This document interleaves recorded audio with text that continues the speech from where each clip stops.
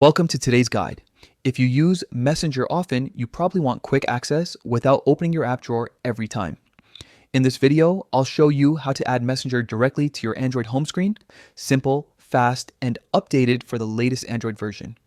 Let's get right into it. First, unlock your phone and find the Messenger app in your list of installed apps. This might be inside your app drawer or one of your folders.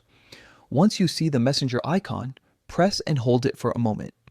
Don't tap it quickly, hold it down until a small menu or some icons appear on your screen. When that menu pops up, look for the option that says Add to Home, or sometimes it might just let you drag the icon right away. Every Android version and launcher looks a little different, but the process is nearly the same.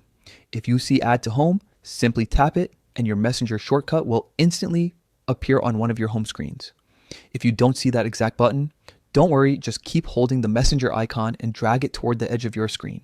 As you move it, your phone will switch to your home screen layout.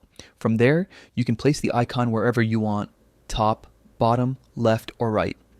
Once you let go, Messenger will drop into place, ready to open with a single tap.